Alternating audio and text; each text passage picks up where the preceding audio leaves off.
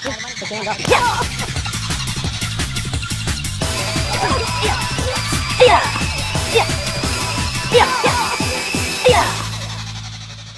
His body to arch forward. That's very important because as he comes forward, he's set up for a follow-up immediately. Also, something to watch is this arm. There's something in medical terms called cross-extensor reflex action. What that means is when I strike this arm, that arm runs away. So on paper or on a magazine article, if you see somebody standing like this, the first thing somebody says is, he can hit me with that arm. But when you strike one of the points, that arm immediately starts to fly backwards. It's a protection mechanism because your body has two arms. It doesn't want both of them to be injured at the same time. Just like if I poke him in this eye, that eye is going to close to protect it. Alright, so we take advantage of that. So the first one is called lung 8. It's in the depression. It needs to be rubbed. But if you rub on the surface, nothing happens. You also need to project where you want his arm to go. I want to rub his arm, but I want it going down there, if possible even towards my left leg. So as I rub, my arm travels down this way. Eye contact is very important. Generally, your arm tends to go where you look. That's why in boxing or even in martial arts, they tell you when you're hitting a target or a bag, not to look at the surface, but to look through it, because your arm will go there. Same thing on this point. If you're looking exactly where you're going, you're going to end up on the surface, and he's going to feel it a little bit. You want to make sure that his arm starts here, just open for a second, but it ends up all the way down there. So your focus point, instead of being here, is actually down here, and you bring him down this way. Now, the further up the arm we go, which we'll see later on, the more dramatic the body reaction is. If he was to grab a little higher and we hit him on one of these, his entire body moves. This particular move would generally be used in a less threatening situation. If he, say, had a knife in the other hand, I would not be rubbing this point. This is more somebody just grabs you, and you get out. This is excellent for smaller people, for children. Everybody's sensitive. And what you're also going to find is the larger the person and the stronger their grip, the better this works. So if you have a very strong man and a average-sized woman, the woman will have no problem doing it against the man might not even be able to make it work on the woman. But the man can just go like this and make the woman let go because of the strength difference. So when you're working with somebody, make sure you're working with somebody strong, make sure they grab you. If John grabs me and he's very loose, he doesn't feel anything. You know, I'm moving him, but he's not feeling it. But the tighter he grabs, tight, he's actually in pain from that. What happens is the more tense he gets, the nerve runs all the way up the arm to the neck, it actually tightens. The tighter the nerve is, the quicker the impulse goes, the more pain there's going to be. So the first one is the rub point. Now this can be rubbed with the knuckles. If he was to grab with the other side, we could also use the ulnar bone on the bottom to rub to make him let go. We can also, if he was grabbing higher, use finger pressure. And we would have to, instead of rubbing, we're pulling in this direction, causing a rubbing motion, which would actually bring him into us.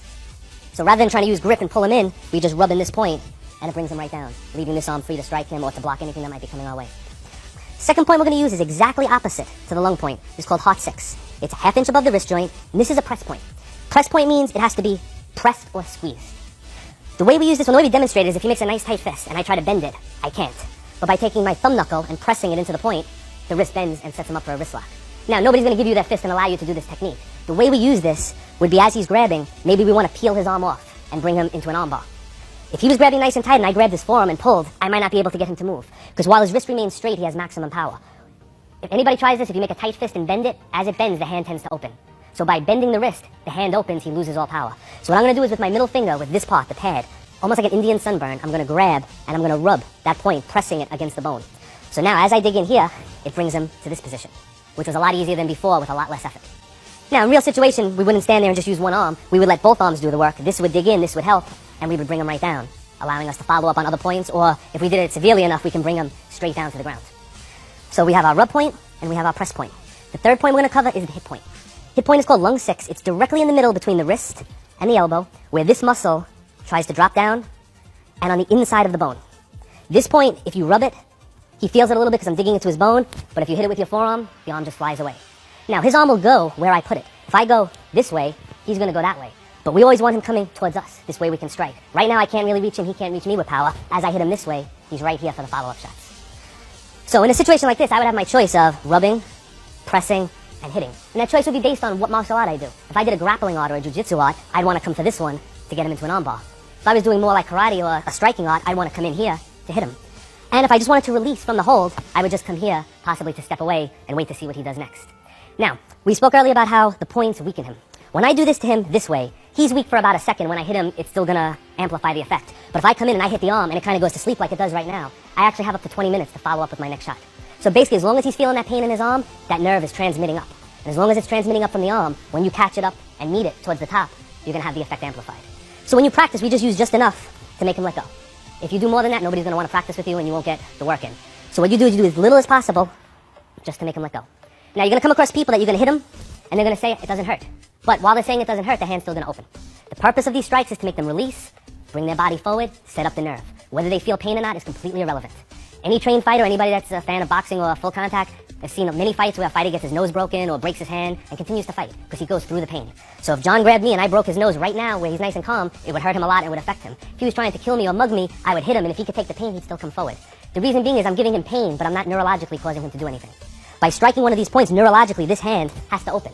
Most people will feel a lot of pain, but even the ones that don't will still have the same effect. Okay, to sum up the three first points that we've done. First one is lung 8, 1/2 inch above the wrist crease, and it's rubbed from top to bottom, so we're rubbing towards the hand. Second point is called heart 6. It's 1/2 inch above the wrist joint, but it's on the bottom of the arm. And that one is pressed either with finger pressure or with knuckle pressure, causing the wrist to buckle. And the third point is halfway between the elbow and the wrist on the inside of the bone. That's called lung 6, and this one is struck. Now, in the way that we struck it before, we used our forearm. The reason for that is our forearm is meaty and muscular. So when I strike his forearm, it's actually a cushion. In reality, we'd want to come in and strike with a knuckle, which would actually paralyze the arm. In practice, you have to be careful because this muscle comes to an end here, and if you strike at the insertion point, you can actually rip the muscle. So we don't really want to strike it with the knuckle in practice. If you can make him let go with the back of the arm, if you put a knuckle in there, you can be pretty sure that you're going to do double the damage. So right now we're just showing a couple of ways to strike, but you could come in with the knuckle. If he grabbed opposite, we could even come in with our fist. So those of you that do karate, basic low block, releasing the arm to get out. We covered the first 3 points of the arm. We covered the rub, we covered the pressing point, and we covered the hitting point. The next 2 points we're going to cover are the most useful on the arms for several reasons. One, they can be pressed and struck. And number 2, depending on his arm position, they can always be accessed. For example, if he grabs low, I can use the low point. But if he grabs very high, it's a little awkward to use this point. Same thing with the center point. If he grabs here or grabs my elbow or grabs low, we can use the center point. But if he grabs very high, it's too awkward to get to. The next 2 points, whether he grabs high or whether he grabs low, they can be struck. I like to call these anti-grappling points because no matter how somebody grabs you, if you know these 2 points, you will get out every single time. First point we're going to cover now is called lung 5. Lung 5 is on the inside of the radial bone, at the crease of the elbow, a little bit below. This can be pressed to bring him down, or it can be struck to do the same thing. Generally, we use thumb pressure to demonstrate where the points are and so you can learn where they are. Real situation, you're not necessarily going to have time to squeeze. And some people have very tight muscles. They can resist the squeezing. They cannot resist the striking. Now, we're going to take this from an upper grab just to show some variety. As we strike into this point, what we're going to be watching is this leg. As this comes down, the weight is going to come on this leg. Now, that's significant for 2 reasons. If the weight is on this leg, he can't kick me with that leg. His weight is leaning forward like this, he can't kick me with the other leg. With his body turned this way, he can't punch me with that hand. His legs also become weak for a follow-up shot. His head is exposed and unprotected. So we have a situation where he's in front of us, and now he's sideways, and we're actually almost behind him. So from here, we could choose to follow up with the next sensitive point in the line, or lock him in place, or bring him down to the ground. An example of bringing him to the ground would be instead of rolling him into our stomach, we're going to go down with this one, we're going to sidestep. So as we hit, we bring him down, allowing us to pin him, control him on other points. Okay? Now, the points on the top of the arm, meaning this rub one, this hit one, and the one we're covering right now, all need to be struck towards you, not towards your opponent. So we're not going to hit his arm this way. You'll get some effect, but if it's struck in this direction, this is what brings him in the position we want. Now we could use either arm to do it. We could use the right coming down, or we could use the left coming down. Generally, the way he grabs, if his arm is a little bit bent, it may be a little awkward to get this arm in there, so we use the right. Now, when we're using this point can be used to bring him in towards us, or in a multiple opponent situation, if we had an opponent like the Bob dummy behind us, we can put him between yourself and the next individual. So we use this inside point and the outside point, which we're going to cover next, to control his direction.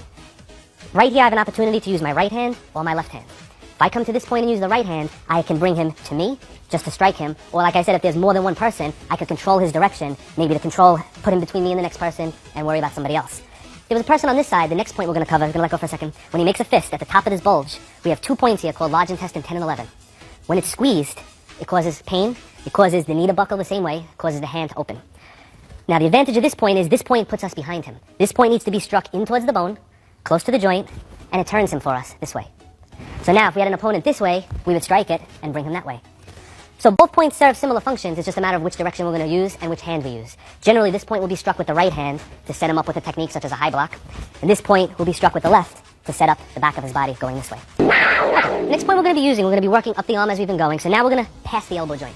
We're going to be using a point that's called heart 2. If he makes a muscle between the bicep and the tricep muscle, about 1.5 inches up, there's a little hole there. This needs to be pressed in and down simultaneously. So what we generally use is we push the thumb in, and then with the pad of the thumb, we press down, giving us this control over him. We use this to control his shoulder. So if he's grabbed, usually we do this off a double grab, but so that we can see the point, we're just going to release this one for now. We would reach under, the elbow would lay in the palm, the thumb would go in, and we would pull him into us this way. So we're controlling the shoulder joint. If you continue lifting, you actually have a key lock or a shoulder lock on him. This point can also be struck with the knuckles this way or coming in this way, and it has the effect of numbing the arm the entire length from that point down. This point is called heart 3. So the thumb goes in, we squeeze. Now when we squeeze a point, you can see his body tensed up. That's his reaction. What he does next is up to me. If I move him this way, he goes this way. If I pull him in, he goes this way. If I bring him down, he comes down. So when you strike a point, the point injects the pain and the control, but your directioning, your control of your arm depends on where he's going to go. A point that we use in conjunction with this, we're going to show it on the other arm, is called large intestine 12. That point lies between his bicep and his forearm. You're going to find a little hollow pocket here. Again, it can be pressed with the thumb, or it can be grabbed with the fingers to pull. If you had a large hand, you can actually put the fingers here and the thumb in on this one, allowing you to get both points, causing more pain and more control. Because remember, more than one point causes more pain. So if possible, you always try to strike at least 2 or more. So when he grabs, we follow the same thing with the elbow. The elbow's in the center of the palm, and we let the fingers loop over. As the fingers loop over, when we pull, the fingertips dig into this point, bending his arm and pulling him into us. Now, if he grabs us with one arm, we always have to be aware of the fact that he can punch you with this arm. The danger is not here, the danger is here. So our eyes are focused on this, and whatever we do, we have to do it quick to prevent him from striking. When he grabs us with 2 arms, he cannot punch us any longer, and we don't need to move as fast. And rather than taking 1 arm and trying to overcome 2 arms, we can actually sneak under his line of sight and control this way. So as a general rule, if there are 2 arms on you, it's okay to use a grappling type motion with the points. If there's 1 arm on you, we want to strike it because it's quicker and we're defending against this arm at the same time. The 2 points we're going to cover are going to be on the back of his arm. The way we're going to get to that is we're going to turn his arm over. Everything we do involves pressure points, so we're going to actually use a point to allow us to bend his wrist and grab him back. The point we'll be using is the hot point that we did originally. We're going to let our knuckles dig into it, which bends his wrist, allowing us to grab him, bringing him in. Now, on the back of his arm, the 2 points, 1 inch above the point of the elbow, we have a rub point, and halfway between the elbow and the shoulder, right in the hole of the horseshoe of the tricep, is the hip point. The points are used interchangeably. We're going to start with the rub point. The rub point can be rubbed with the knuckles to bring him down easily, or a more preferred way so you don't slide off, just hold it there for a second, is to use this little knob of the ulnar bone. It's nice and hard. We lay it flat, and when we go like this, remember about projecting through, and we bring him right down. Okay? Now, for some reason, you do this one, and you don't get the reaction you're looking for. What do? We move right up to the next point, and again, using the back of the arm for practice, but using the fist or the knuckles in reality, and we bump the arm to put him down. Now, depending on the attack, in a wrist grab, I can rub. But if he was coming with a punching attack, as the punch came in, I'd want to hit to put it down, because I wouldn't have time to look for that rub point. So the points work together. You could rub, you can hit, you could use a combination. If you hit, maybe you miss, you come back, you use the rub point. So you need to know both of them. 1 inch above the elbow, it needs to be rubbed towards the hand, in and down. And the focus has to be through. Right now he's feeling it, but I'm just on the surface, I'm just giving him pain. I want to focus from here to here. So my hand goes down, and he goes down, and he comes back up. When you rub this point, it's tricking the body into thinking that the elbow is broken. Because it thinks the elbow is broken, it wants to relax all of the muscles in the area to prevent further dislocation or damage. And it's at that point that when you press down, it allows you to actually break or dislocate the elbow. So you're using the body's natural protective mechanism against itself. Generally, when you're using the rub point, most of the effect, or all of it actually, is going to be on the elbow joint itself. When you strike the hip point, you can be damaging the elbow, but you can also be dislocating the shoulder. That will entirely depend on his musculature and which part of his body is tighter. If he has a very tight shoulder and you hit it, that's where the damage is going to be. If his shoulder is loose but his arms are very strong and you hit it, that's where the damage is going to be. And if you give it a severe shot, you can damage both of them. So again, when you practice it, right now I'm holding this arm still and just working with one arm. In reality, as this went down, this would be coming up, causing opposing forces, and it would do much more damage in that sense. Okay? We have a couple of points left that we're going to cover that are in the same territory as ones that we've done already. Meaning we're going to go back to the wrist. We had our rub point. We had our press point. Directly between them, we have another squeeze point. This point can be hit to make the hand open, or we can use thumb pressure to dig in and bring him down this way. Basically, this point serves the same effect as the other 2 points. It's just another option, something else that you can do. Now, as we get closer to the hand, we have 2 points on the hand that we use to release grips. One is between the thumb and the forefinger. One is between the pinky and the ring finger. If he's grabbed between the ring and the pinky finger, 1/3 of the way up, you're going to feel a hole there. All pressure points are in a hole. This can be rubbed with the knuckle, or it can be with the knuckle, the pointy part, struck to make his hand open very quickly. If he was grabbing with the other hand and we couldn't get to that one, the other point is between the thumb knuckle and the index knuckle, halfway, right on the bone of the index knuckle. And the same thing, it can be pressed that way, or it can be pressed with an index finger to control him and follow him up somewhere else. So again, this leaves you with different options. Some people will find certain points just work better for them. Some people will find certain points they just can't get the hang of. As long as you know what the point affects and what it's going to do to the person, it doesn't matter which way you go with it. What we're going to cover in the next section is how the points combine with each other. So far we've been doing 1 point at a time, 1 point at a time, 1 point at a time that way. When we start combining points, you're going to see the effect is multiplied, and generally you have 2 arms, you want to always be using as much of your body against your opponent as possible. It doesn't make a lot of sense to have him there and to hit him with one arm and this arm do nothing, when this could be weakening another point for the next blow.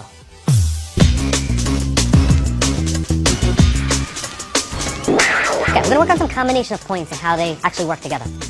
For example, the point we just did, the one in the center of the arm, that's actually called pericardium 6. I don't think I named it before. When you press this point, his body starts to dip forward.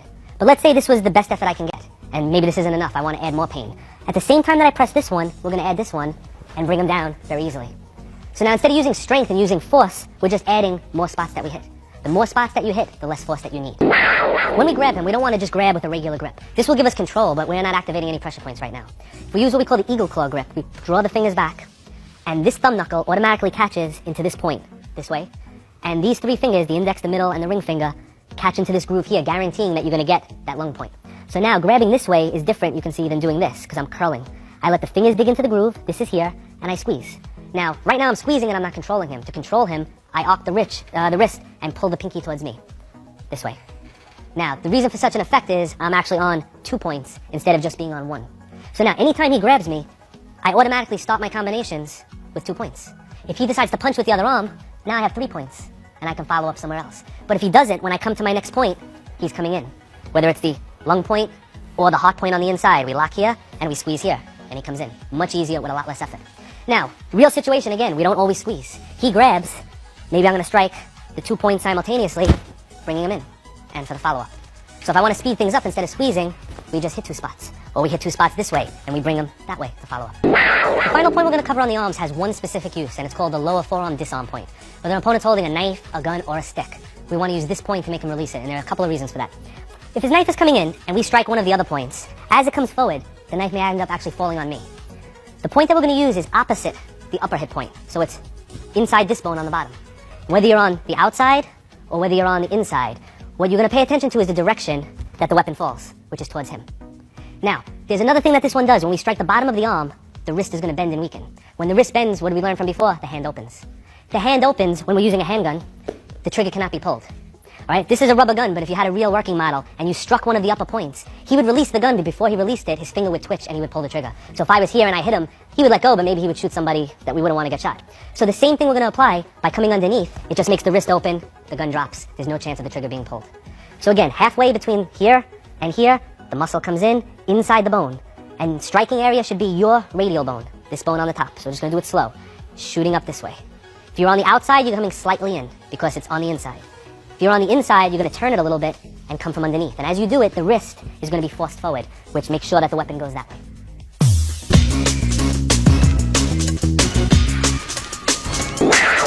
Okay, the next points we're going to cover are going to be the leg points. The leg point's main use is to either turn his body, to spin him around, or to drop a taller person down to your height. So if you were dealing with a very tall person, instead of reaching up, you come to a leg point, you bring him down a little bit lower. There's also a special relationship that exists between this arm and this leg. By locking any point on this arm, the opposite leg becomes very sensitive, which we'll show a little bit later. First 2 leg points we're going to cover are going to be in the same area of the leg, but different sides. If one has the leg bent 50% of the way between the hip and the knee, so we go halfway, and 50% of the way around, inside and outside, are the 2 points we're going to use. The inside point is called spleen 11, between the muscles on the inside. If you feel it on yourself, you'll feel a little hole there. And the outside point, if you stay at attention, where your middle finger touches, is called gallbladder 31. Both points will cause a Charlie horse in the leg, cause the person to drop. Generally, the inside points can be used with the knee or with the ball of the foot or the heel. The outside point must be struck with the knee or the heel. The reason for that is the muscles on the outside of the leg, much stronger, much more dense. If you were to use a roundhouse kick like in kickboxing or a ball of the foot kick, it would probably bounce off somebody who has a conditioned leg. You need more follow through. So a side kicking motion or a knee strike, perfect for the outside. For the inside, you can use the ball of the foot, the heel, or the knee. So we're going to start him in a front stance just so we can see where the point is. We have his knee here, we have his hip here. We're going to go 50% of the way in and move to the inside. And with one finger pressure, we're already getting his body to move. Okay, we're going to show the spleen 11 point, the inside of the thigh. As he grabs, one leg will be in the front of the other. If this leg is in the front, we're going to attack it this way. The other leg was in the front, we're going to attack it that way. This way everybody can see we're going to use this leg, and as light as we possibly can, we're going to bump it, and you can see his body reaction. Any more power, he's going to drop to the ground. What you saw is he let go of the technique, and if I held on to his arm as I did it, I would retain control to follow up with another shot. Generally, the inside points are used when the person is in front of you, grasping you, where you're lined up. If a punch was coming in, and we're going to turn it in a minute, we would be using the outside point, the one where the middle finger touches. So if he's punching with his left, and we get to the outside, we can't access the inside, but this one here is going to put him right down. And you can see, even though he's shorter than me now, if he was taller, it brings him right down to his knee. Another advantage of that point is for the next 10 minutes or so, he's going to be doing this, which means he's not going to be very effective as far as footwork and moving around. Okay, the next point we're going to be using is on the back of the calf. It's actually 3 points in one. The point names are called bladder 56, 57, 58. If you look at the way his calf is shaped, the 3 points are in a straight line, right at the bend of the knee, dead center, and right where the muscle comes down. The one that we do most of the work with is the one up here. With thumb pressure, we could actually just bring them down. Now the way we use this point is in combination with the arm points. Very rarely in a self-defense situation are you going to find yourself behind.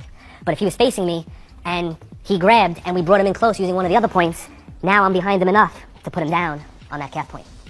So generally when we attack the arm to turn him, either with the right or the left, his body shifts. When you do it harder, the weight comes on, you see the leg buckling, and that allows you to bring him down and follow up this way. The last point on the foot is one that's very important from rear attack. Somebody grabs you from behind this way, or they choke you from behind. One of the main defenses is to stomp. Most styles of karate or self-defense teach you to stomp on the instep. The instep is one of the strongest bones in the body. I don't think it's even possible to break it. So really what you're doing is you're stomping on a very unsensitive surface. Where we aim our stomp is between his pinky and the next toe, just like the one on the hand. Where the foot makes a little turn, you can just press and control him there. So using turn a little bit this way, just very light toe pressure, we can pretty much control his body. When we use it, it would be stomping, and he would drop, or at the very least let go of what you were doing. This point's also used with footwork. If a punch is coming in, a lot of times we'll step in and tread on the point to follow up with other shots. So if you do a form of martial arts that involves a cross stance or cross stepping, that's a good spot for you to put your foot there. Okay, when we practice again, just like we use our thumb pressure, we use our toe pressure to find the point. Obviously outside he's going to be wearing shoes or boots on, and you're not going to be able to access it in that manner. But by using a stomping motion, whether he has shoes on or not, unless they're steel tipped, you're still going to get the same effect, whether he's grabbing you from behind or from the front. So real situation, stomp. For practice, you don't want to do that to your partner because he's not going to like you anymore, so you use your toe. Or if you're going to use your heel, you place your heel on it and gradually add weight until you get that reaction and you release. Whenever you're working for pressure points, you're looking for a reaction. If I grab his arm and I do this, once I see that reaction, right, I'll do it one more time, I know I did it right. I don't always have to be throwing him to the ground or making his arm go numb. Later on when we cover the head and the body points, it's going to be similar. You'll strike a point and you'll see his eyes blink and he'll stumble a little bit. That means you're on the point. You don't necessarily have to knock everybody out when you practice, because people are not going to want to practice with you if you do that. What you do is you make sure you're on the point, you control. Real situation, you use full power. Excellent method to train on is one of the bob dummies, because you can hit it as much as you want. It's anatomically correct. You learn the proper angle and he won't get mad at you. Right? What we're going to combine now is the arm and the leg, like I explained before. When he grabs with this arm, when you lock either with the eagle claw, like we did before, or we grab one of the points, or we even hit a point, this leg becomes very sensitive. The main way we use to attack it is with our heel coming across. The reason for using the heel is it's harder than the other parts of the foot, and when you have shoes on, the toes tend to wiggle. So the heel is going to cut into the inside point. Now, when I strike this point, like we learned before, his body turns. If I kick that leg without using the arm, his body turns. Right? Just keeping these bent a little so I don't hurt them. When you do them together, his body turns and he tends to drop. So whether he was going to punch you, grab you, whatever he was going to do, he's not doing it anymore. And it's a very quick move. I'm not going to do it again with power, but as soon as he's here, you just shoot up and extend out. So now if you were very weak and had no power at all, you're using a weak point of his arm and a pressure point to turn him, a weak point of his leg and a pressure point to turn him, and you're doing it at the same time, which tends to shock his system. He can't be prepared. He may know this is coming, but when he feels this, he can't resist in two places at once. Also, if you notice, this arm is completely free, so as soon as you hit, this is here to finish him right away. So before he finishes moving, your technique should be done. He should be on the ground. The last point that we didn't cover, all right, we're going to roll his pants up again. Between his ankle bone and where his calf muscle comes to an end. Halfway between these 2 points, behind the shin bone. You press it and he feels it, but this is not how we use it. We generally use it with a scooping motion. And this is one that's much more effective with shoes on. He grabs, let's just use one so they can see it, whichever foot's in front, you're going to scoop.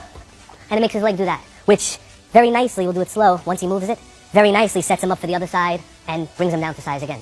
This can also be used in a situation if you brought him down and you stepped in and you could actually use the heel to kick it out that way to bring him down.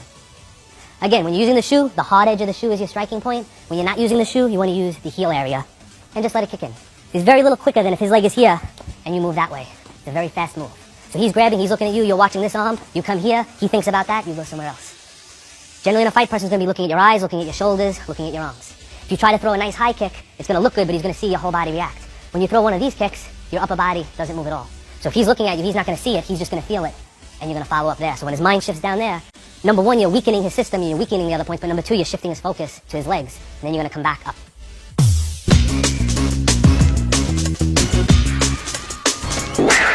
Okay, what we're going to do now is we're going to go back to those first arm points that we used, but this time we have John fitted with special protective forearm guards. Same ones used in competition to protect the bone so you don't get bruises. Purpose of that, number one, is so that he allows me to finish what I'm doing because it's starting to hurt. But the main reason is this way we can show that the points work even through a winter coat or through padding.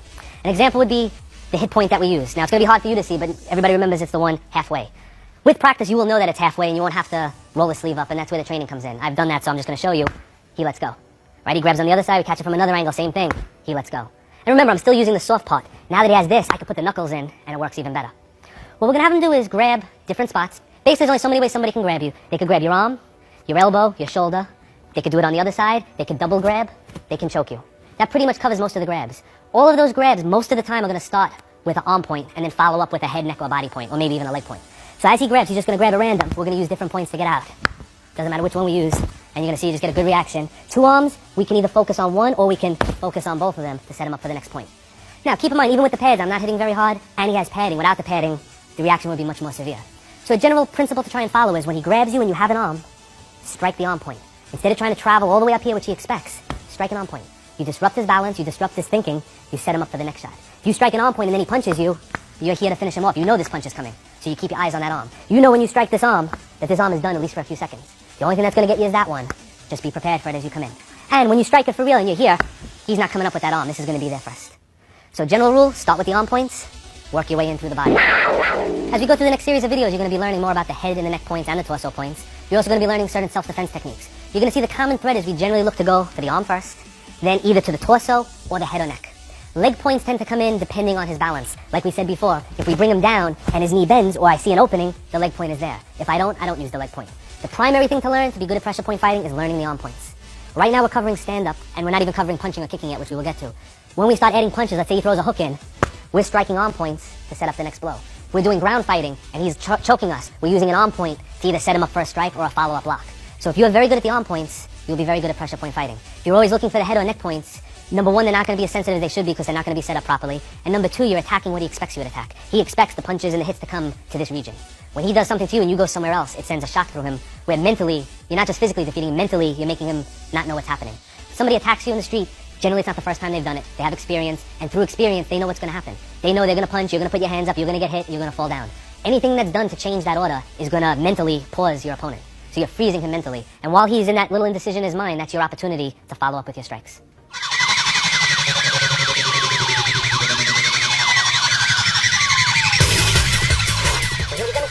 Knockout shots. Where we're going to be targeting is the stomach 9 point and the side of the neck. And what we're going to be using is our forearm. The reason for using the forearm is with little training, the swing of the forearm is a very powerful blow, and it doesn't have to be as focused as, let's say, using the edge of the hand or even the fingers or a punching technique.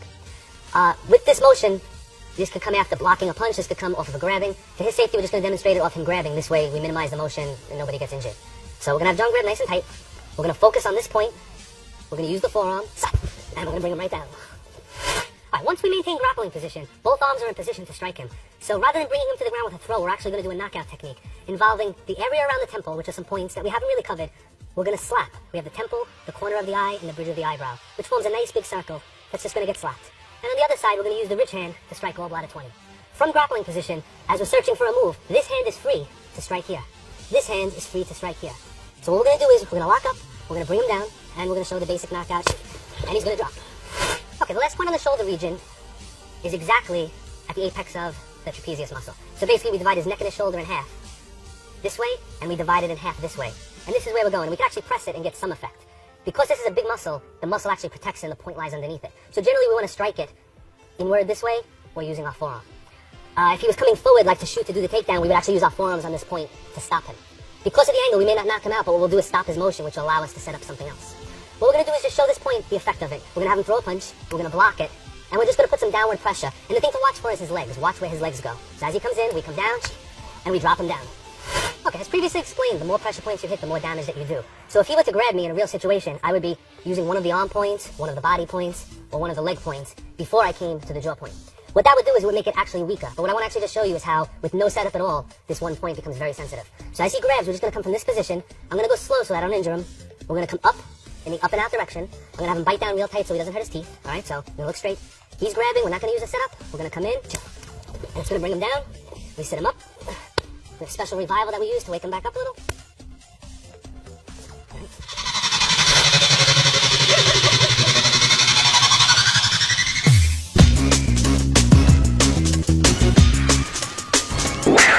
Okay, at this point I'd like to go over the proper revival techniques. The purpose of the revival techniques is to wake your partner up if you do a knockout, but most importantly it's to make sure that he doesn't have any adverse effects. What can generally happen if you knock somebody out, they will wake up on their own, they won't just stay asleep forever. But when they wake up, they're going to have headaches, their stomach's going to hurt, they're just going to feel almost like they have a hangover.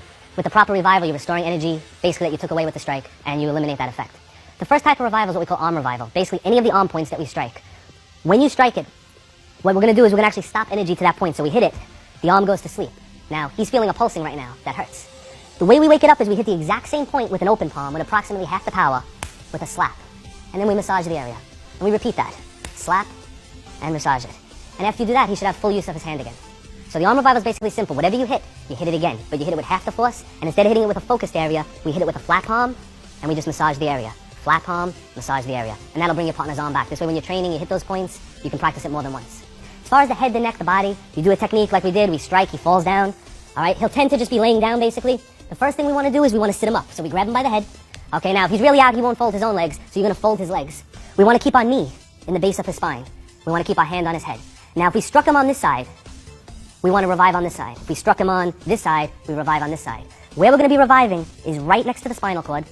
There's something called the bladder meridian. I'm going to show it on myself actually. Not over here, a little bit over, right in this line. This is called the wake-up nerve. Similar to the arm points, we're going to slap it and massage. Slap it and massage. At this point, he should be awake. He may still feel groggy, so what we're going to do is we're going to take our thumb and forefinger. We're going to place it at the base of his back with the spine running in the center, and we're going to run our hand up his spine a couple of times. In Chinese medicine, they say all energy in the body is stored in the kidney region. And when you do this, according to the theory, you're bringing the energy back up into the head. Medically, most likely, you're just stimulating the nerves that go into the neck and head area, and it's waking him up. But either way, the function is what matters, not what causes it. As far as the size of the pressure points, even though we'll be indicating them with a dot, are approximately the size of a $50. The good news is the bigger your opponent, the bigger the points. A lot of the regions we're going to strike in the self-defense later on are going to encompass 2 to 3 points. So imagine 3 points approximately this size. Very difficult to miss a target that large.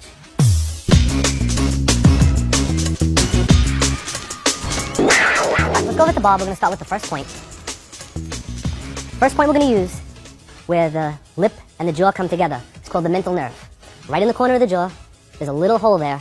If you look at a picture of a skull in a textbook, there's actually 2 little holes. It's called the mental foramen, and the nerve sticks out through there. This point struck on an angle 45 degrees down and towards the collarbone, and it can also be used to press to release the neck. Later on with an assistant, we'll actually show how these techniques are applied. Traveling along the jaw, we're going to make an imaginary line straight down his eye, right on the bridge of the jaw. Most people have a little indent there, a little notch. This point's called stomach 5. This point has 2 angles. This point can be 45 degrees up and in, or 45 degrees down and in, meaning you can strike it up or strike it down.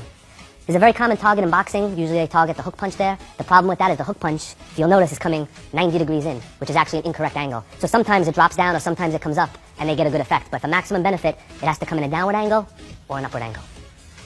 We're going to try to continue along the same line along the jaw region where the jaw comes to an end in the corner. Right, we're going to turn him a little bit here. Behind the jaw, we have a point called triple warmer 17.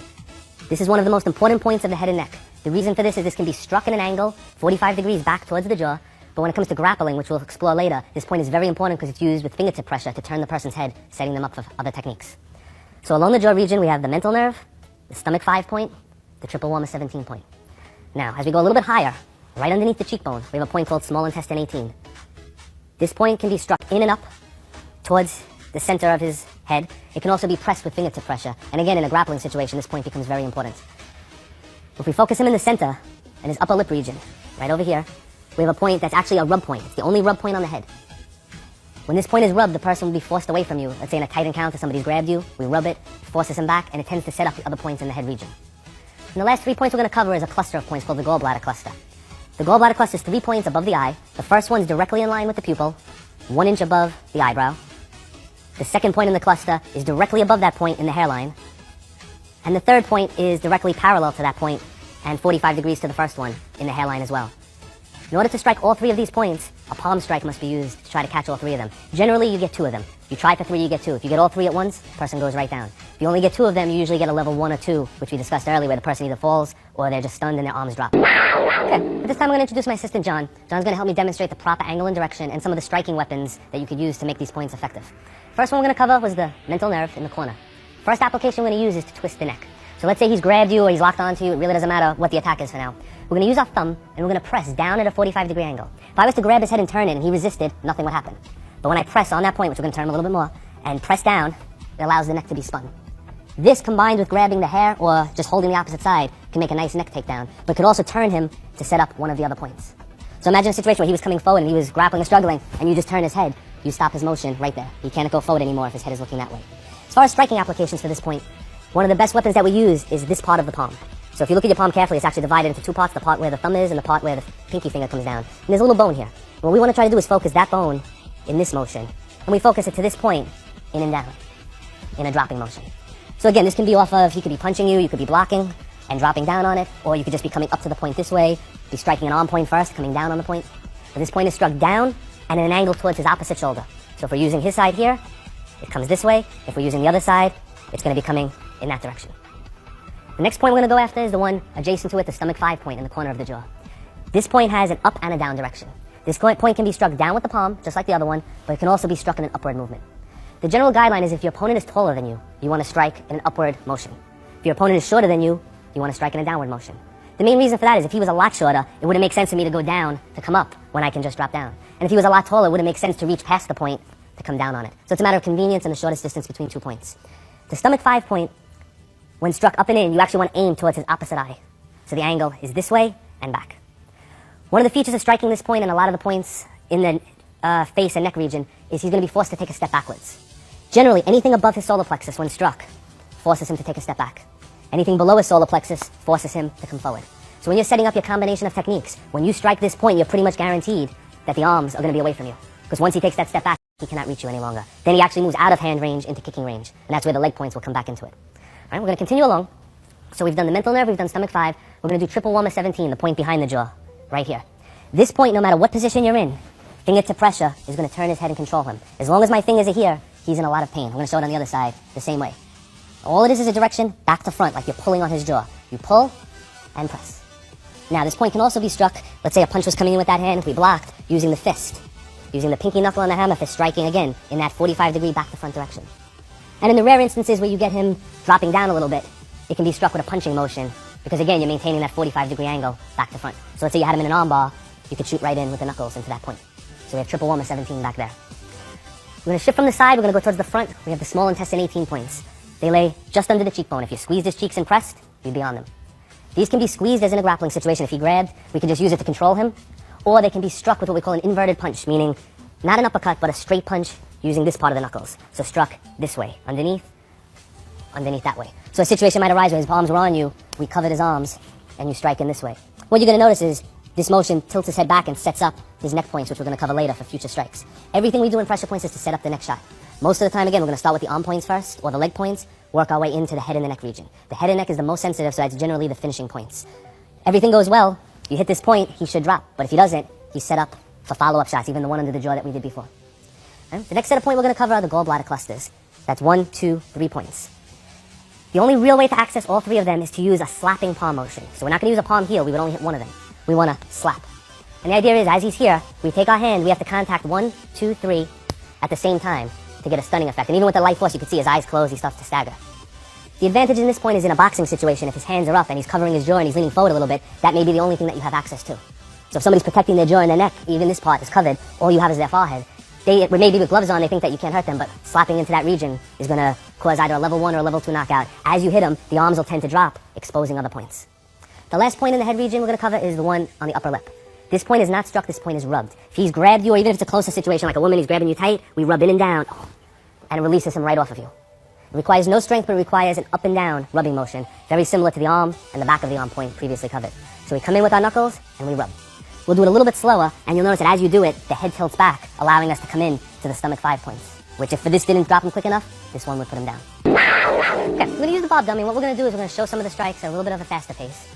Some things to pay attention to when using pressure points, there's no cocking of the arm. We don't withdraw, we don't drop into a stance. Wherever our arms happen to be, we strike from there. The reason for this is we do not need power, we need proper angle and direction. The further your arm travels, the greater chance you're going to miss your target. So really what you want to do, if you're a few inches away from the person, you're almost guaranteed to hit what you're aiming for. Power is less important than angle and direction. So what we want is we want a nice relaxed speed, we don't want telegraphing motion, but we want to make sure we focus on the angle. So what we're going to do is we're going to pick one point at a time. The first one we're going to do is the forehead points. We're going to show the angle. Again, the angle is a slapping motion, bringing his head back this way. So if you had your hands up, you were arguing, you just slap in. Now a real person's head isn't so shaking, so you would remain in contact. So as you hit, the head would go back. As the head goes back, either the person drops or you're set up for your follow-up shot. If you were here, that would set you up for the next point. So if you're here, even if your arms are down, just shoot out in a slapping motion. And the idea is to connect 3 points of your palm. 1, 2, 3. And line them up. 1, 2, 3. And you want to try to hit them at the same time. So the motion's more of like this, very relaxed. And the wrist is kind of limp until you strike. So it's a whipping motion. So we're not doing a palm thrust. We're not hitting this way. We're relaxed. Our elbow is down, not up. And we're just thrusting forward. Here, and slap out. Next point we're going to cover, the side of the jaw, the stomach 5 point, right down, 45 degrees up and in. So instead of 45 degrees this way, we're just coming from underneath. And again, the elbows down, the hands are here, up and in. Up here, up and in, 45 degrees. And again, a result of it with a real person, when the neck moves, as you come up and in, the head's going to tilt back. Person should fall. If they don't, we've set up our next point right there. The point in the center, the rubbing point, we want to make a nice tight fist. We don't want to use one knuckle because we're going to miss. Almost like we're knocking on a door, just like this. We focus with the middle knuckle, we take the thumb out of there, right, we'll come from this side, and we rub, in and back. So we'll turn them a little bit so we can see it. We're here, and we rub. Now, when we use a rubbing motion, somebody who's ready to punch you and you reached out to rub, you're going to get hit. Generally, it would involve him having two arms busy, either with a bear hugging motion or a double grab, or something where his arms are occupied so that you have the time to do that. It's also generally used from this distance. We don't want to reach all the way out here because then we can do our strikes. We're in very close, we lock on to the point, we rub and press back. A lot of times also we'll use it to set up the jaw point. We'll stretch them back and then follow with the jaw shot. So basically what we're doing is we're creating distance and pain and then setting them up with the next. The next one we're going to cover is the one behind the jaw, the triple warmer 17 point. When the opponent's facing you, there's very little use for this point except for the fingertip pressure because the angle is back to front. But we got to imagine that Bob has arms, and what we're going to do is we're going to block his arm and strike in a back to front motion using the corner of our fist. Right, so we're going to turn him a little bit. So we're going to block his arm, the point is here, and we strike across, catching him behind the jaw. Another way we can get at it is using the same knuckle pressure that we used here, but we're actually going to strike it this way with our foreknuckle. So if we wanted to hit it from the front, we would just clip it this way. As you struck it, it would turn his head, setting up follow-up blows. And the last point is the point under the cheekbones. Again, as shown on John, it can be squeezed and pressed, or it can be struck in an upward motion with either fist. He's here, strike straight up to the ceiling. It's not an uppercut. If you throw an uppercut, you're going to hit it and slide off towards yourself. Think of it like a punch, but instead of punching out, punch up with an inverted fist. So if you're here, up, right, move in, strike like you're going towards the ceiling. What we're going to do now is we're going to bring John up again. We're going to demonstrate one of these points, the point under the jaw. We're going to tap it as light as possible just to show you the effect. Now we can't hit him on all of these points because it would be dangerous and there's no need to keep knocking him down. All of the points have the same result. How hard you hit the person depends on the situation, but generally the power of your arm is enough to knock out most individuals. Meaning if you were here, this is more than enough force. In a demonstration situation, we're just going to move a little bit. Real situation, you hit as hard as you want. Okay, as previously explained, the more pressure points you hit, the more damage that you do. So if he were to grab me in a real situation, I would be using one of the arm points, one of the body points, or one of the leg points before I came to the jaw point. What that would do is it would make it actually weaker. But what I want to actually just show you is how, with no setup at all, this one point becomes very sensitive. So as he grabs, we're just going to come from this position. I'm going to go slow so I don't injure him. We're going to come up in the up and out direction. I'm going to have him bite down real tight so he doesn't hurt his teeth. All right, so I'm going to look straight. He's grabbing. We're not going to use a setup. We're going to come in, and it's going to bring him down. We sit him up. We have a special revival that we use to wake him back up a little. All right. Okay. Now, if this was a real situation, aside from the setup points, instead of this, the technique would be that. One thing that you really have to watch out for is, even if you're not trying to injure him, his head can still hit the floor. Here we're in the studio, we have mats, it's not a problem. Outside, you hit somebody. If it wasn't a life-threatening situation, you may actually want to grab them and make sure that their head doesn't hit. Because you may hit him lightly, but if their head hits the floor, you're going to have a problem there. It's the second hit that's going to do damage. So anytime you knock somebody down, whether you're doing a throwing technique or a pressure point move, they lose control of their body and sometimes their head can go first. So again, this is not something to be practiced or played with. When we do it, we look for the eyes. So we're going to do the same thing very light, and we're just going to focus on his eyes. And when you look, that little reaction just tells you that you're on the point. The body stiffens, the eyes blink, you know that you're on it. You do not need to hit each other or whoever you're training with to see the effect.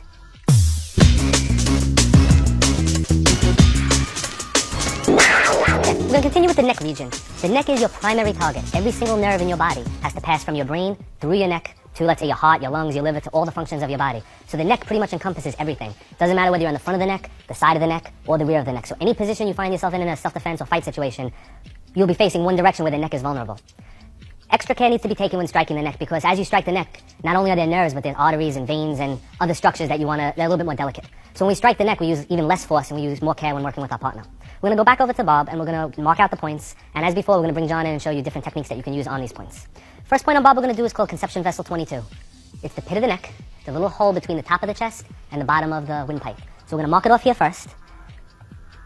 All right. This is the most important point in the neck. This point, no matter what position a person's head in, can be struck. If a person puts their head down in a boxing stance, their throat is protected, but this point is not. This point responds to fingertip pressure as in a striking move. It also responds to squeezing pressure as in thumb pressure or just pressing with the fingers. So whether you're in a grappling situation or a striking situation, this is an excellent point. This point's also known as the cough point because it gives a very specific reaction. When it is struck, the person will start coughing, their hands will come up to their neck, and if it's a pretty good shot, they will fall to the ground. Because you are not striking the windpipe, you would need a severe blow to do serious damage. So you can give it a pretty good shot without worrying about causing permanent injury. But with a very light shot, you will get an excellent effect. So again, it's called the cough point. If you work with each other, you'll know why. Very lightly, we just tap it, and you'll see the reaction. So we're going to stick with the front of the throat now. We have another point. We're going to follow, there's a muscle in the neck called the sternocleidomastoid muscle. This muscle extends from the collarbone to the base of the skull. We use this muscle almost as an anatomical landmark to find a lot of the points we're working on. The next point lies between this muscle and the tip of the windpipe. So you have the little Adam's apple, a little bump. Right between those 2 points is a point called stomach 9. All right? And this point is a very special point because it has two things going on. Number one, we have the nerve. But number two, we have something in there called a baroreceptor, which basically means it monitors your blood pressure and it lets you know if your heart's beating properly. It controls whether your heart beats faster or slower. When this point is struck, it tricks your body into thinking that your heart is beating too fast and it slows it down. In consequence, since your heart's not beating fast, it actually makes you pass out momentarily. They also call it a vasovagal faint, which is something that in medical terms, a lot of times people that have their neck ties too tight, they'll turn their neck and they'll pass out. And what's happening is it's actually pressing into that point, and as they turn, they apply more pressure.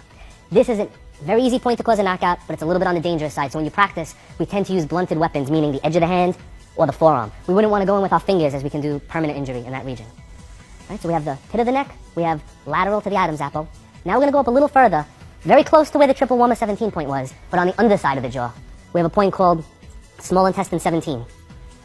This point is an excellent point to be used in squeezing applications as in a choking move. And what this actually does is, this is the neck artery that goes to the brain on both sides. So as in a judo choke where you try to compress both sides of the neck, by simply reaching in and squeezing, you can apply the same amount of force as a full choke with very little effort. And when struck, it will cause unconscious. The basic angle for this point is up and in towards the opposite side. So if the dummy was facing, or the person was facing you, you'd want to strike it towards the opposite side of the head region. We're going to go back to this one for a second because we didn't go over the proper angle. For the stomach 9 point, what we want to do is we want to make sure that we're coming in at a 45-degree angle towards the spine. And this could be a 45-degree angle going in an upward motion or a 45-degree angle coming in a downward motion. But it's not straight and it's not across. 45 like you were coming out the opposite side of the neck. Okay? As we turn them further, we're going to go into one of the better points called gallbladder 20. This point is located at the base of the skull. In most people, it's where the haircut stops. You'll feel a little hole there. It's a spot that you massage when you have a headache. In opposite, when we strike it, it tends to give somebody a headache and makes them pass out. This point is there's a very big nerve in this region. When struck, it's actually one of the easiest points to cause unconsciousness. But again, it lies in the back of the head, so in a self-defense or fighting situation, sometimes it's not accessible. But again, if you can imagine a person punching or you moving to the outside, it becomes a primary target there.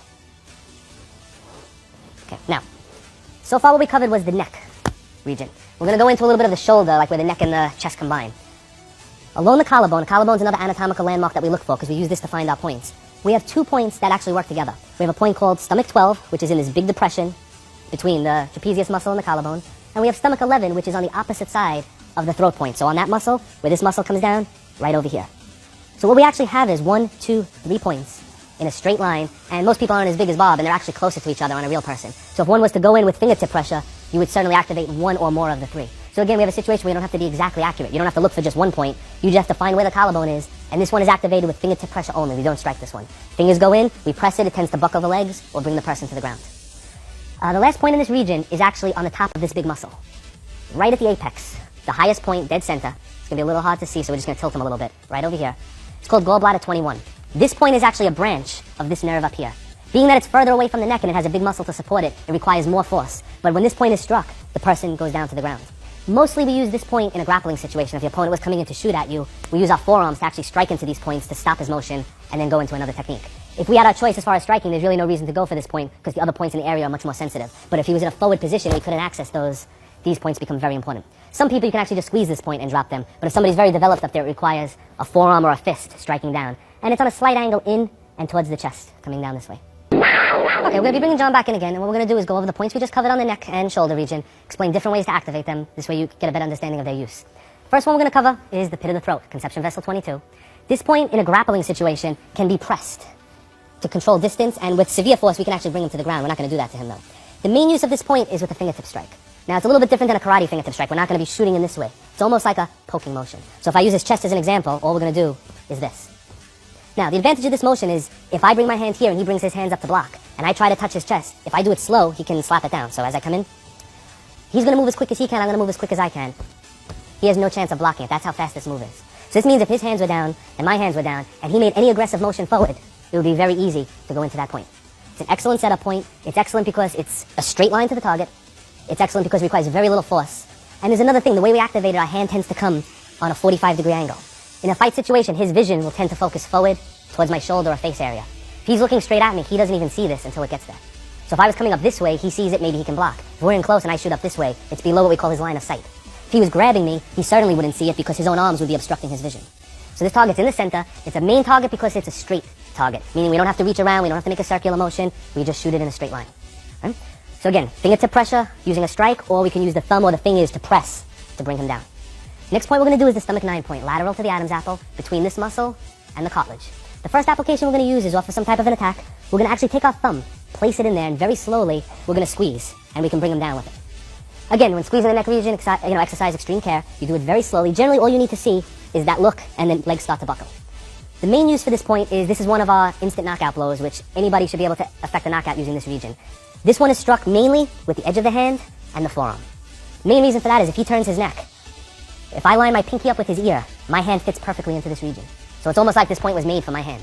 Any other hand formation doesn't quite fit exactly as well. So as he's looking this way, this just fits right in. Right, in karate they call it a knife hand block or a shudo block, and we just shoot it in. So if he was throwing a punch, we shoot it right into this area, right into this area. If he was grabbing, we would start with an arm point, finish right in that area. Now if we were using our forearm, if we don't want to be as accurate, we just take the whole forearm region and swing it in this motion. If you notice, it connects perfectly on a 45-degree angle, which is what we need, and it covers that point. The advantage of using the forearm is more safety, in that I can't hit his windpipe. I'm basically hitting a big surface. And it's good for me because I don't have to be accurate. Instead of looking for the point and trying to place my hand, I could just swing my arm this way and be guaranteed of hitting something.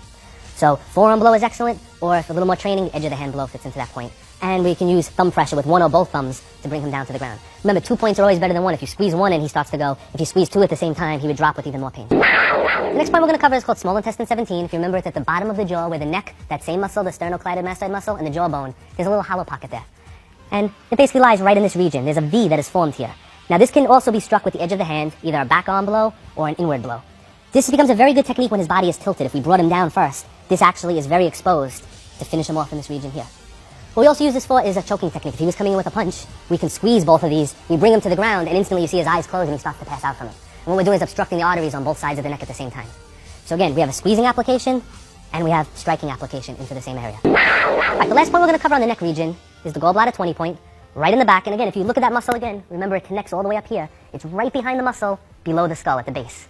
So as he turns, we'll show it on him, he's got a perfect haircut. Right where this little point is, that's the point, right there.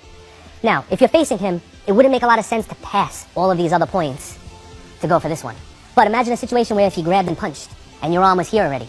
As you brought it back, we would strike it in this direction. And generally we'll strike with this bone here, or with our thumb knuckle here. And we'll try to hit it into the point. It's called a ridge hand strike. And we're here, and strike back. It can be if he was grabbing with both hands, we can bring him in and strike both of them together. Now another really good application for this is if we turn him. If we go back to what we did on the very first part of the series, we used the arm to turn him sideways. As we struck the arm point and he turned, the point back there becomes exposed. We're going to show that on the other side. Right now his point is lying here, I can't get to it. We hit this point, he's just turned and exposed it for me. So even if you're not behind him, you may be in front of him, the situation may lend it to where you end up turning him, and that's the only point that's exposed. Because basically the rest of his skull is very well protected. There are points there, but they're not very sensitive, so we do not use this area. So this is our main point that we go for in the back. We could be struck with a palm, hammer fist, open hand strike, even a forearm strike, depending on your positioning. We're going to move into the shoulder and the collarbone region. Now, we had the conception vessel 22 point at the pit of the throat. If he turns his head sharply that way, you can see this little muscle bulge here. Right on the opposite side of this little tendon is what we call the stomach 11 point. With one fingertip pressure, we can put him right down to the ground. About 2 inches over from that point, you're going to feel a big hole right here, which we put on the bob dummy. We had 22, we had this one. Now we're going to move over above the collarbone, and same thing, fingertip pressure brings him down. Now in a real situation, these points become most active when his arm is extended. It actually makes this hole deeper and stretches the nerve. So if his arm is down, he feels it, but as his arm extends up, he feels it a lot more. What's good about these 3 points, 1, 2, 3, is you don't have to look for one or the other. He grabs, you take all of your fingers, and you just shoot him in. Now I think I got 2 of them there, but it's possible I got all 3 actually. Don't try to pick one, don't be fancy, don't take one finger and try to hit the point. If you miss, you'll be left with nothing. All your fingers, go over the collarbone, let them go in, press down. So this is a pressing application. Okay, the last point on the shoulder region is exactly at the apex of the trapezius muscle. So basically we divide his neck and his shoulder in half this way, and we divide it in half this way. And this is where we're going. And we can actually press it and get some effect. Because this is a big muscle, the muscle actually protects it and the point lies underneath it. So generally we want to strike it inward this way or using our forearm. If he was coming forward like to shoot to do the takedown, we would actually use our forearms on this point to stop him. Because of the angle, we may not knock him out, but what we'll do is stop his motion, which will allow us to set up something else. What we're going to do is just show this point, the effect of it. We're going to have him throw a punch, we're going to block it, And we're just going to put some downward pressure. And the thing to watch for is his legs. Watch where his legs go. So as he comes in, we come down, and we drop him down. Okay, and we'll tend to give him a head rush. And remember, we knock him out on this side, we revive on the opposite side. Right, we massage, slap. Okay, and bring the energy back up.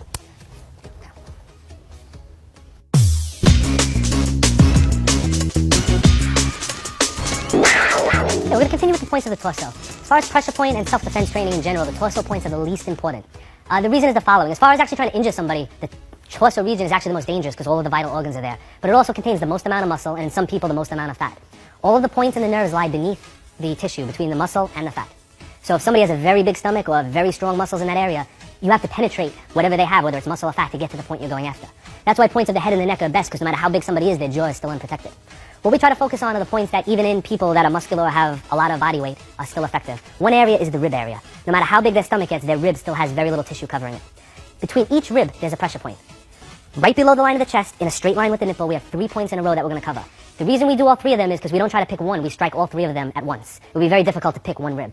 So in the 6th rib, in the space, they call it the intercostal space, between the 6th and 7th rib, we have a point called liver 14. And between the 7th and 8th point, between the 7th and 8th rib, we have a point called gallbladder 24. And right below the chest line, in the 5th space, we have a point called stomach 18. So when we look at the Bob dummy, what we're going to find is directly below the nipple line, in line with the chest, is the first point. This is called stomach 18. 1 rib below that is the point called liver 14. And directly below that is gallbladder 24. So we have 3 nice points in a row, and if you remember the $50 analogy, you would enlarge these points. That basically gives you a big region to target. So what we have on each side of the body, a nice big circle below the chest. Generally, this can be struck with any hand technique. We can strike it with our palm strike, coming straight in. We can strike it with our punching techniques. We can strike it with hammer fist, which is a very good blow. We can strike it with elbow strike, coming in. We can also use kicking techniques, meaning if we can imagine a punching technique and we block his punching arm, we can bring our foot up and put the ball of the foot right into those points. These points, for best effect, are struck in an up and in motion, but they can also be struck in a down motion to make the person come forward. So basically we're left with 2 angles again, going up and in and coming down and in. Punching straight into them will have an effect, but not nearly as much. And generally we want to always target to the center of the body. If you notice, 45 degrees is a big number. If his body is here, we want to always target it towards his center, coming in this way. So whether we're going up or down on the 45, it's to the center. When we're on this point, we're targeting it towards the spine, towards the center. So generally we want to put the power deep inside of his body. The next region we explore, we have big circle here, big circle here. We have this area right over here. We have the solar plexus, which lies between the border of the chest and the top of the stomach muscle. All right, anybody that's been hitting the solar plexus knows it knocks the wind out of you, paralyzes the diaphragm, makes you fall down coughing. And directly above that, we have a point between the nipple line that's actually called the heart stopping point. This is one of the points where in Little League Baseball, sometimes kids get hit with the ball and their heart just stops for no reason. It's on this spot. Basically, these 2 points work together because if struck in an upward angle, you will hit one or both of them and it will affect the lungs and the heart region. If struck in a downward angle, you should take a big step backwards because the person's going to vomit on you because it affects the stomach. So you're either coming up or you're coming in a downward motion. And generally, if you were coming up, you would use the palm and catch up under the rib cage. And if you were going down, you would focus down with a punch. And again, this region could be kicked, but it's a little high up. You might not want to lift your foot that high. You can execute a side kick into the area or come up with a roundhouse kick to get that angle going up. The rib points are more important because if somebody, you see like Bob has a nice 6-pack here. Somebody has well-developed stomach muscle. The top of the stomach muscle is the strongest one. So if you have 1, 2, 3, 4 abdominal regions, the top one is very thick, the next one gets thinner, the next one gets thinner, and the bottom one is the thinnest of all. So that means he has the most protection here. So if he's not ready for it and you come in that area, the point is excellent, but if he's a trained fighter or he has his stomach muscle tense, he can actually take a shot in this region. The rib point, no matter how much he tightens his muscles, it's going to have the same effect. So in this region, primary target is going to be these 3. Now the last target on this side, directly below this point on a diagonal going down, right, we're going to mark a point off right here. On a person, exactly where your elbow touches your ribs, right in front of it is a point called liver 13. This is the free end of the 11th rib, which means it's a rib that's not really attached. This point struck properly can actually pierce the kidney and cause the person to bleed internally, so we have to be very careful when striking this one. This one too is struck in an upward 45-degree motion, so it can be struck with a palm, with a knee strike, somebody was punching, you can place an elbow into that point. But again, you have to be very careful because a nice hard blow is going to take the rib, which isn't attached in the back, and push it in towards the kidney region. Exactly opposite this point. So if a person has the elbow here, in front of the elbow was this point, behind the elbow is a point called gallbladder 25. This point lies directly over the kidney, right? If everybody feels behind the back, you'll feel a notch there, like a little hole, right where the love handle is, just behind the elbow. And this point is either pressed or struck in a 45-degree upward motion. So if a punch was coming in and you blocked, you would strike in an upward motion with the palm. And if the person had you in a hold, you can strike back to front in an upward motion. Or you could dig your fingertips into that point as well. The last series of points that we cover are below the belly button. Below the belly button, between the belly button and the private area, we have 4 points in a row. right? We don't have room to mark them all off, but we have one here, one over here, and we have basically one other one that's really important below that. And that gives us, again, a nice big region to strike in the bladder area. A good part about this, as we discussed earlier with the stomach muscles, the lower abdominals are thinner than the upper ones. So even if a person tightens their lower abdominals, they cannot take that blow. And if their bladder is full, they're going to pee on themselves. So again, step back if you hit that area. These points struck 2 angles, 45 degrees up, as in a front kicking motion. That's a prime target for the front kick. Or 45 degrees down, as in a punching. Maybe somebody was choking you, punch into that area, brings their head forward for a follow-up blow. In pressure point striking, we do not strike the groin area. There's a main reason for that is no matter who the person is, no matter what country they're in, if you strike a man in that region, he's going to go like this. So basically, you've wasted your shot. What you'll notice is the bladder area, even when I protect here, this is still exposed. So if this is my target, he may think it's the groin and protect it, but I'm still going to hit what I'm aiming for. The groin is a great target, but you have a very limited chance of striking it. And also, the groin is what we call a pain target. It hurts a lot, but if a person's resistant to pain, they may not feel it. No matter whether they're resistant or not, when you strike the bladder points, they're going to arch forward, exposing their jaw and their neck for follow-up techniques. Okay, we're going to bring John in. We're going to demonstrate some of the body points and some of the techniques. There's a concept that's kind of important that we want to pay attention to. If his arm is outraised, his body points become sensitive. So imagine the nerve on his body connecting up into his arm, and when you lift it, this whole area becomes stretched out. When the arm is down, the neck becomes more sensitive. So if we were in a situation where he was grabbing and he was down, I would probably go for the neck region. But if I hit his arm first and stretched his arm back, that's when you want to come into the body area. So for maximum effect, we want to try to stretch the person out. Now, let's go with the first set of points that we did. We had the 3 points below the chest, approximately here, 1, 2, 3. And again, they're struck in an in and upward motion. So if he was to grab, you could pretty much, he has his arm extended, shoot this right in. And a very light tap, and his body starts to dip forward. We don't need a lot. Palm comes in this way. One of the primary targets for this is if he's throwing a punching technique and we block, and we can drive the punch or drive our elbow into that region. Dead in the center, we have the solar plexus, and we have the heart point. And again, we strike in and up. So if he was coming in with a punch, we blocked. If we wanted to shoot in and up, we would catch in an upward motion, going towards his head, catching underneath his rib cage, this way or to the heart point. Or you could actually try to catch both of them, in and up. Now, being that he's shorter than me, I would not use this technique because I have to dip down. But most likely your attack is going to be larger than you, and the angle should be perfect there. So again, remember, the person's taller, strike up. The person's shorter, I would use the other angle, which is this one, striking down. And what you're going to notice is as you come in, his head comes forward. As his head comes forward, he's set up for one of the other techniques. So we have the solar plexus region, we have the rib cluster points. We're going to go to the elbow points, the ones next to the elbow. His elbow's on his ribs. In front of it, we have the liver 13 point. And let's move it this way. Behind it, we have the gallbladder 25 point. We're going to start with the rear one first. He was grabbing, let's say we're here, we need to release. We can actually just push our fingers in, or we can strike it to make his body arch backwards. The points in the front are similar to the rib cluster points in that they're struck in and up with the palm, but it's a very good application for a knee strike to fit in. So we're going to just turn him a little bit. So either you've blocked it or you've trapped him, and we could put the knee right into that region, shooting up that way. So we have the liver points on the side, we have the points in the back. The last area we have is basically below his belt. The best way to find it, if a person's wearing jeans, where the button is, that's point 1. And everywhere below that, you have 2 or 3 more points. It can be struck in an upward motion with a knee, or with a front kick technique, or it can be struck in a downward motion. If he had both arms on me, and I just wanted him to let go, I can shoot down, make him come down that way. This point becomes very important because when we go back to body motion, everything above his chest is going to make him step back. So let's say we found ourselves in a situation where we struck one of these points and he moved backwards. I can't hit him with my hand again, but when I come into the bladder point with a kick, not only am I going to be able to hit him, but it puts his head back in range for other shots. So basically I'm working him like a puppet. This is an important point because this point brings him forward. So basically I strike a point, I move him back, I strike a point, I bring him forward.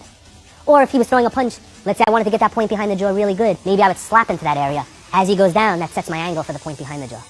So sometimes what's going to happen is you're going to find a point that you really like to use, it works very well for you. You're going to set up your self-defense techniques based on how to access that point.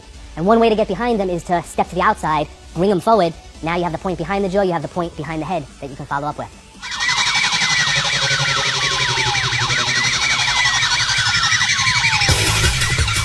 So we're going to be demonstrating one of our instant knockout shots. Where we're going to be targeting is the stomach 9 point in the side of the neck. And what we're going to be using is our forearm. The reason for using the forearm is with little training, the swing of the forearm is a very powerful blow. And it doesn't have to be as focused as, let's say, using the edge of the hands or even the fingers or a punching technique. With this motion, this could come after blocking a punch, this could come off of a grabbing. For his safety, we're just going to demonstrate it off him grabbing. This way, we minimize the motion and nobody gets injured. So we're going to have John grab nice and tight. We're going to focus on this point. We're going to use the forearm. Stop. And we're going to bring him right down.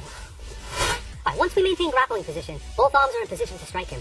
So rather than bringing him to the ground with a throw, we're actually going to do a knockout technique involving the area around the temple, which are some points that we haven't really covered. We're going to slap. We have the temple, the corner of the eye, and the bridge of the eyebrow, which forms a nice big circle that's just going to get slapped. And on the other side, we're going to use the ridge hand to strike gallbladder 20. From grappling position, as we're searching for a move, this hand is free to strike here. This hand is free to strike here. So what we're going to do is we're going to lock up, we're going to bring him down, and we're going to show the basic knockout, and he's going to drop. Okay, the last point on the shoulder region is exactly at the apex of the trapezius muscle. So basically we divide his neck and his shoulder in half this way, and we divide it in half this way. And this is where we're going. And we can actually press it and get some effect. Because this is a big muscle, the muscle actually protects and the point lies underneath it. So generally we want to strike it inward this way or using our forearm. If he was coming forward like to shoot to do the takedown, we would actually use our forearms on this point to stop him. Because of the angle, we may not knock him out, but what we'll do is stop his motion, which will allow us to set up something else. What we're going to do is just show this point the effect of it. We're going to have him throw a punch, we're going to block it, and we're just going to put some downward pressure. And the thing to watch for is his legs. Watch where his legs go. So as he comes in, we come down, and we drop him down.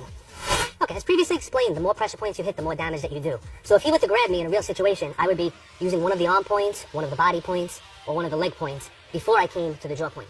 What that would do is it would make it actually weaker. But what I want to actually just show you is how, with no setup at all, this one point becomes very sensitive. So as he grabs, we're just going to come from this position. I'm going to go slow so that I don't injure him. We're going to come up in the up and out direction. I'm going to have him bite down real tight so he doesn't hurt his teeth. Alright, so we're going to look straight. He's grabbing. We're not going to use a setup. We're going to come in. And it's going to bring him down. We sit him up. We have a special revival that we use to wake him back up a little. Alright.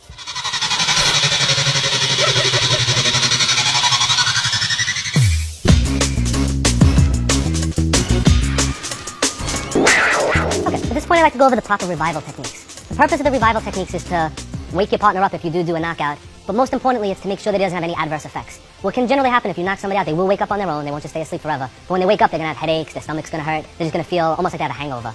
With the proper revival, you're restoring energy, basically that you took away with the strike, and you eliminate that effect. The first type of revival is what we call arm revival, basically any of the arm points that we strike. When you strike it, what we're going to do is we're going to actually stop energy to that point, so we hit it, the arm goes to sleep. Now, he's feeling a pulsing right now, that hurts. The way we wake it up is we hit the exact same point with an open palm with approximately half the power with a slap. And then we massage the area. And we repeat that. Slap and massage it. And after you do that, he should have full use of his hand again. So the arm revival is basically simple. Whatever you hit it again. But you hit it with half the force, and instead of hitting it with a focused area, we hit it with a flat palm, and we just massage the area. Flat palm, massage the area. And that'll bring your partner's arm back. This way when you're training, you hit those points, you can practice it more than once. As far as the head, the neck, the body, we do a technique like we did. We strike, he falls down. Alright, he'll tend to just be laying down basically. The first thing we want to do is we want to sit him up. So we grab him by the head. Okay, now if he's really out, he won't fold his own legs, so you're going to fold his legs. We want to keep our knee in the base of his spine. We want to keep our hand on his head. Now if we struck him on this side, we want to revive on this side. If we struck him on this side, we revive on this side. Where we're going to be reviving is right next to the spinal cord. There's something called the bladder meridian. I'm going to show it on myself actually. Not over here, a little bit over, right in this line. This is called the wake-up nerve. Similar to the arm points, we're going to slap it and massage. Slap it and massage. At this point, he should be awake. He may still feel groggy, so what we're going to do is we're going to take our thumb and forefinger, we're going to place it at the base of his back with the spine running in the center, and we're going to run our hand up his spine a couple of times. In Chinese medicine, they say all energy in the body is stored in the kidney region. And when you do this, according to the theory, you're bringing the energy back up into the head. Medically, most likely, you're just stimulating the nerves that go into the neck and head area, and it's waking him up. But either way, the function is what matters, not what causes it. After you finish that, to restore more energy, we're going to start with the hands. Again, in acupuncture and Chinese medicine, each finger controls a different part of the body. So for example, the pinky finger is considered the heart, the ring finger is considered what they call the pericardium, the index finger is the large intestine. So what you're going to do is you're going to pinch, starting at the pinky finger, and pull. Pinch, pull. You should feel like a popping sensation. If anybody ever got a Chinese massage before, this is what they do. They massage the points, they pop the fingers, and what that does is it wakes up and stimulates all of the nerves.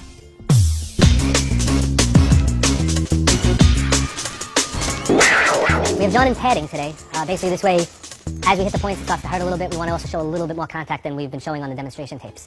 What we're going to have him do is reach out and grab.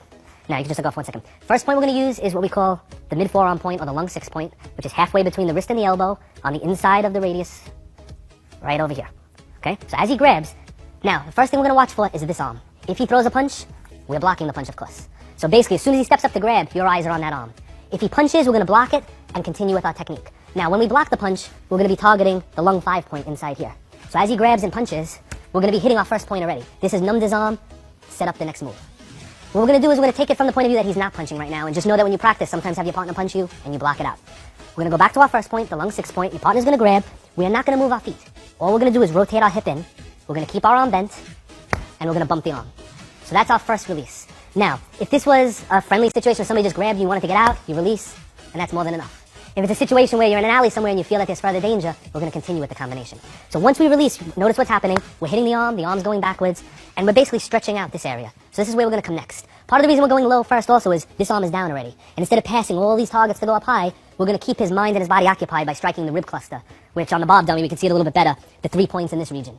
As we strike it, we're going to be using hammer fist strike, coming in an upward angle, shooting across this way. And as we do that hammer fist, we're going to be stepping into it to get our body weight coming forward. The result of this should be his body coming forward and his chin coming up, which will allow us to finish with the palm to the stomach 5 point. This one right over here underneath, 45 degrees in and up. So as he grabs, now we're just going to raise this a little bit. We're going to hit the arm point. We're not going to hit it hard. Now we're going to step in, strike to the rib point. Now, if you see his whole body crunched forward, bringing this arm slightly backwards, this arm still down, and we're going to finish with the jaw point coming up. If at any point the other arm started coming forward, this arm is now free to take care of it. So we're going to go through it slow. We do not step on the first move, because if we step on this one, we have no power for our next technique, and we don't need power on the first move. We also want it to be quick. We just get out nice and fast. So he's here, we're out. Our eyes are on that arm, because that one's flying away, that's the danger arm. We step into the rib. That shifts his body this way and makes this arm kind of go backwards. As that happens, the chin comes up, we strike to the jaw. At this point, you have a 99.99% chance of him passing out. If for any reason he didn't, the result of the palm to the jaw would be him taking a step backwards. Our all-purpose finishing move from this point, since we can't use our hands anymore, is to kick. We're going to keep the kick simple. We're going to do a basic front kick learned in any style of martial arts, any self-defense course, and we're going to target it to the bladder points here. So as he's hurling back, we're going to put the kick in, which again should drop him, but if need be, it brings the head into line and sends the arms backwards. So the results of most of our strikes are going to be controlling his arms, not necessarily by hitting them, but by hitting one arm, we're causing his whole body to shift and controlling the other one. We kick him down low here, his arms go back and his head goes up. We're always exposing the next point and we're weakening the next point. So we're going to do it a little bit of a faster pace. He's going to grab, 1, 2, 3, coming in. All right, we're going to do it from a different angle. All right, so again, we're striking the arm, stepping in, hitting the rib in an in and up manner, palming to the jaw. And as we palm to the jaw, this hand can come up. There's no reason to leave it locked down here. Bring it up. So as he comes in, 1, 2, 3. And if need be, he goes back, he didn't fall down, follow with the kick, and just continue going. When you practice, sometimes it's good to go past what you need to do. Done correctly, pressure points, even just doing 1, 2 without the padding, there's a good chance of dropping them. We follow with 3, we continue with 4, you practice 5, 6 moves. That prepares you for the fact that if maybe you miss something or something doesn't work your way, your body's trained to keep going. You want to get yourself into a routine that you do everything you need to do until the person goes to the ground. So basically, when he's on the ground is the only time that you're safe. Even if he's standing there and he can't breathe, he's leaning forward. If he's standing, he can move forward to hit you. So if he's on the ground, you're safe. 2 ways to get him on the ground, to knock him out, or to sweep him or throw him to the ground. At either of those 2 points, that's a good time to run or to get out of the scene if possible. But if he's still standing, and you turn to try and run, or you try to get away, if he's not injured, he's going to come after you, he's going to catch you unaware. All right? So one last time, we're going to just switch the angle one more time. He's here, 1, 2, 3, and we're right underneath onto that point.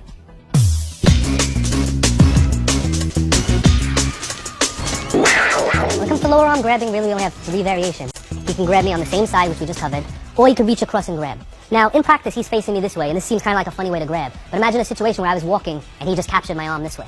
So this would kind of be like to stop me from where I'm going. From this position, what we're going to do is the first point we're using is the point in the wrist here. And we're going to use our index knuckle to roll to the outside.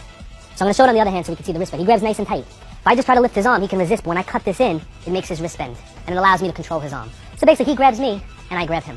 From this position, if he was to punch, he cannot throw the punch. He can't punch across his body, and I can control him with one arm. So I've done 2 things here. I've gone from him grabbing me and being in control, to grabbing him and being in control. I'm controlling his opposite arm from the punching, and if he tries to kick, I can just pull down and control his weight that way. So he basically cannot hit me. What I've also done is I've allowed myself the opportunity to strike him with no chance of him blocking, because I'm on his blind side, and this would be the arm that he would most likely use to protect this area. So we're going to turn it the other way for this one, while we do it slow. So as he grabs, again, the danger is here. If he was to punch right away, we would block it. If he punches as we're stepping, this hand is actually stopping it. So we're going to step in at a 45-degree angle, roll it, and we're going to lock the arm. We're going to place our hands, just move back a little bit, on his shoulder, and we're going to let our fingers slip into the collarbone region, which on the bob dummy, we can see right over to either these points or this point, one of these 2. Basically, it just gives us a better grip, and it's going to control his body weight. So as we step in, we're here, we press down. And that kind of makes that happen. Now in this position, he cannot punch and he cannot kick because his weight's on his legs. Now that he has all his weight on his legs, we want to take his leg out from him, and we're going to knee him into the leg point. If this is done strong, he's going to fall to the ground, so we're going to just motion it because we want to finish with the technique. As he starts to go down, we're going to palm him to that point in the back of the head, coming right into there, knocking him out. Keep in mind, you have a very, very good chance that as you do this move and you come here, this alone is going to take him right down. But if he doesn't go down, he's perfectly set up for this point back here. All right, so let's show it a little bit smoother. He's here, we step, we press, we knee, we palm, shooting in. Always on the blind side, always controlling the arm, always keeping him in a position where he cannot hit you or block. Right, let's try it from the opposite side. Let's do it this angle. Okay, so maybe I'm walking, he's grabbed my arm, I turn in, press in, knee him, and hit.